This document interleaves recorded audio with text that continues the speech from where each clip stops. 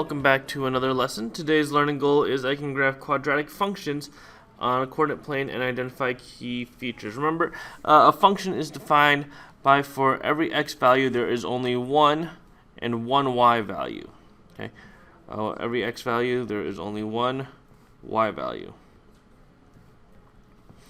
And we can tell that by the vertical line test. Okay, any vertical line that goes through the function, it only hits the function once, then it is, well, by definition, a function. So, a function of degree 2, a quadratic function is a function of degree 2. The standard form of a quadratic function is f of x equals ax squared plus bx plus c. So now we're just having our polynomials equal this, our degree 2 polynomials equal something, where a, b, and c are real numbers and a is not 0. So, the graph of a quadratic function is called a parabola, and you've probably seen parabolas before. Parabolas generally look like a U of some sort. Okay, so that is called a parabola. Okay, so here, remember that if we have an equation for a function, we can figure out this chart by plugging in -2 wherever we see x. So -2 squared is 4. 4 minus 2 is in fact 2. So -2, when x is -2, f of x is 2. Here, when x is -1, we get 1 minus 2, so that gets us -1. 0 squared is 0, 0 minus 2 is -2. 1 squared is 1, 1 minus 2 is -1. And 2 squared is 4, 4 minus 2 is 2. And so we can plot these points on this graph. -2, 2, -1, -1, 0, -2, -1, -1, and 2, 2. And what we would find is we have a function that looks like a parabola, like this. And again, the a values for this is a is 1 because we have a 1 that we don't see right here. B doesn't exist, or is also known as 0. And c is -2. That is our constant. Here, go ahead and fill in this chart right here. What you should have found is that -3 becomes -4, -2 is -1, -1 is 0, 0 is -1, and 1 is -4. And if we were to plot all those points, they would look something like this right here.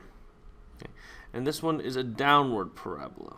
Okay, we'll talk more about that later. But when we have -1 for A, -2 for B, and -1 for C, because of -1, -2, -1.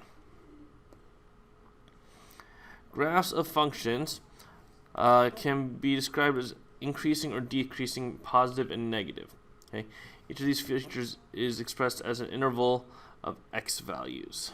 Okay, so here when we have increasing, as the x values get bigger, so do the y values. So over here, from this point upwards, right here, this is called increasing. So in this case, it would be increasing from 0 to infinity. Decreasing values are the x values increase, the y values decrease. So as we can see from here, -infinity to 0, as the x values increase, the y values get smaller. Okay.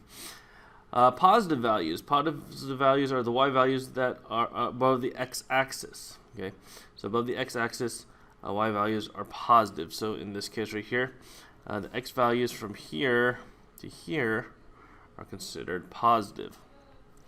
Okay. Negative values, well, negative values are below the x-axis and the y values are negative. So from here to here, for these x values, the function has negative x values. Okay, it says shade the positive area green and the negative area red. So shade positive area green. Okay, or from here to here, really. And then the negative area is red.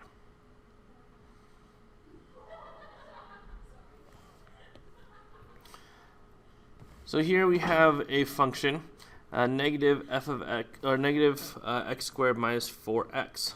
Okay, and if we were to graph it, it would look something like this. Okay, and we are increasing from negative infinity to negative 2. So when x is less than negative 2. And decreasing from negative 2 to infinity, so that means from x is greater than negative 2. Okay. And again, if you wanted to write this in interval notation, it would be negative infinity to negative 2, not including negative 2. And then from here, it would be negative 2 to infinity. Positive, well, it is positive from negative 4 to 0. So negative 4 to 0, also known as negative 4. Oops. Also known as negative 4 to 0. And then it is negative in two spots, when x is less than negative 4 or when x is greater than 0, also known in interval notation as negative infinity, parentheses, to negative 4, union 0 to infinity. Go ahead and graph this by using your graphing calculator and looking at the values. And then go for the increasing, decreasing, positive, and negative. Your answer should look something like this. Okay. And it's going to be increasing from 5 to infinity, or x is greater than 5. It's going to be decreasing from negative infinity to 5. It is going to be positive from x is less than 3, or negative infinity to 3, or greater than 7. It is negative from 3 to 7. And again, here is what it looks like in interval notation. Go ahead and try this one out on your own. What you should have found is that x is going to be increasing from when x is less than 0, or negative infinity to 0. X is decreasing when x is greater than 0. And positive, well, h of x will never be positive because it's always going to be below the x-axis, and then it's negative for all real numbers. Jose says that if a function is decreasing on an interval, then it must be negative on that interval. Do you agree or disagree? Well, as we can see right here, this is decreasing right here, but over here it's positive, right? The y values are positive, so therefore that's not the case. Yeah, a function can be decreasing, but have positive y values as shown on f of x, this one, from negative 2 to 0. Observe the a values in each function shown above. Summarize how the sign of the a value affects the shape of the parabola. So a is negative 1 here, and it's going to be like this. This is a positive 1, it's going to look like that. This is a negative 1, so it goes like this. Okay.